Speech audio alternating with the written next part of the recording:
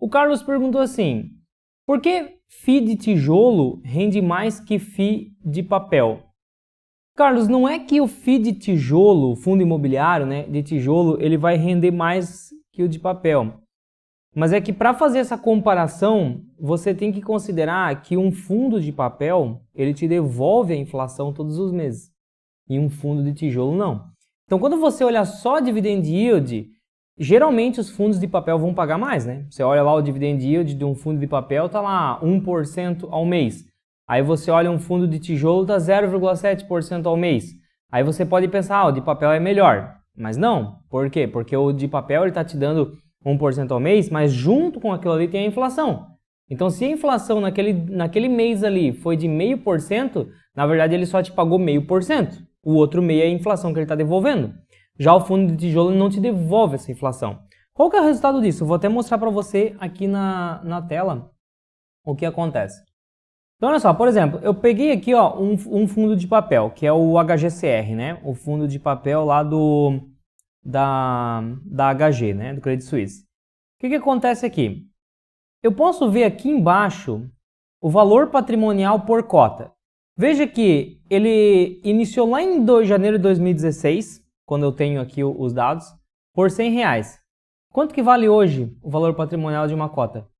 Exatamente os mesmos R$100. A variação que ocorre em um fundo de papel, ela é mínima. Por quê? Porque não vai valorizar, certo? O fundo ele vai devolver a inflação todos os meses e, teoricamente, nem vai desvalorizar, porque ele não vai te devolver mais do que a inflação.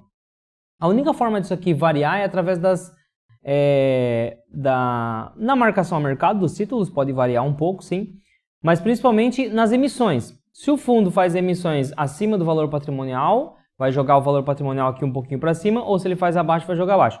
Mas em questão de valorização do ativo, da carteira de ativo, não muda. Sempre vai ficar na casa de R$100.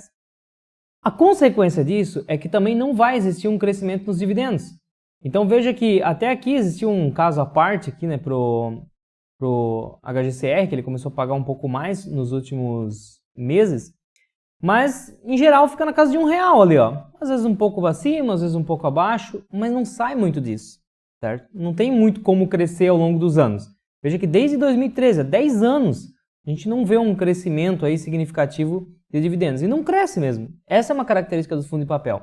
Então, o que eu quero que você entenda aqui é que se você investir hoje R$100 mil em um fundo de papel, e vamos dizer que ele paga 1% ao mês, tá? Então, R$100 mil, 1% ao mês, você vai receber R$1.000 por mês de provento. Daqui a 30 anos, sabe quanto você vai ter? R$100 mil te pagando R$1.000 por mês de provento. Não muda.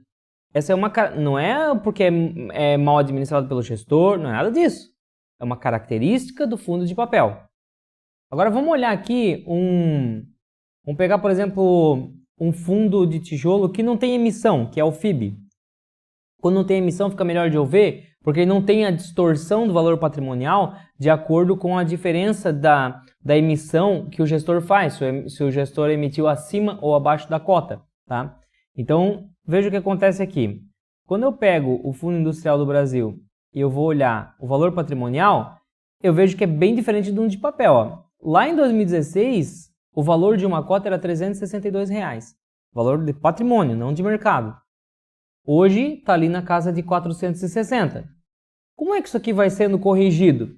De tempos em tempos, por exemplo, aqui ó, teve uma correção aqui, depois 2017, mais ou menos uma vez por ano, vai uma auditoria, faz uma avaliação do patrimônio do fundo e corrige aquele valor nos balanços patrimoniais, na contabilidade.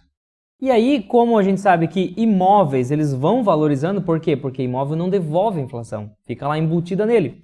Então ele vai sofrendo essa valorização ao longo dos anos.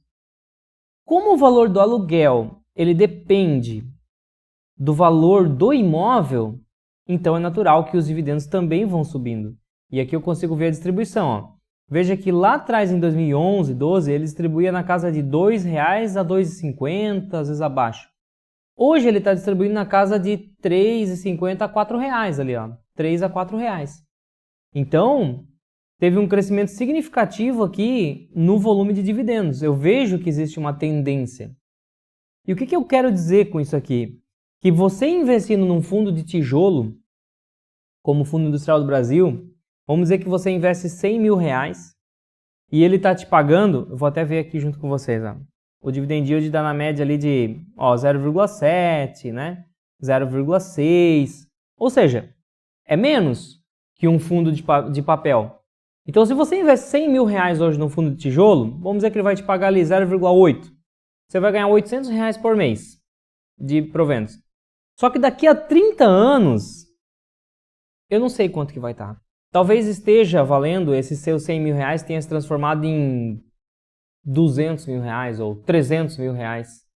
E esses R$800 que você recebe de dividendos, talvez tenha se transformado em R$2.000, R$3.000 por mês. Tá entendendo? Então, um fundo de papel, R$100.000 e pagando R$1.000 por mês de proventos, daqui a 30 anos, vai valer R$100.000, pagando R$1.000 por mês de proventos. Agora, se você coloca R$100.000 no fundo de tijolo de qualidade, certo? Porque a qualidade vai interferir nisso. Isso que eu estou te explicando aqui não é uma regra, né? Não está escrito em pedra, vai depender da qualidade do fundo. Se o imóvel está numa região que vai se valorizar, se não vai se valorizar, o quanto o gestor vai cuidar daquele imóvel, tudo isso vai depender.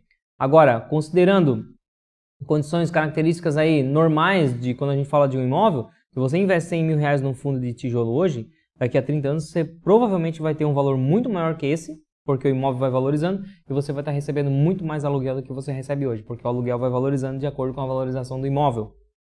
Então é nesse sentido que o fundo de tijolo pode dar mais retorno. Agora veja que se essa diferença no presente ela compensa, se eu tenho um fundo de papel que paga uma quantidade tão acima que eu consigo reinvestir a inflação, porque para você conseguir ter a mesma valorização em um fundo de papel, a mesma valorização que você tem em um fundo de tijolo, basta você reinvestir a inflação do fundo de papel.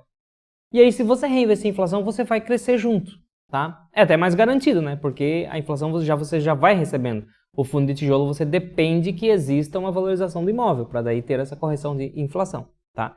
Mas são essas diferenças aí que você tem que entender, beleza?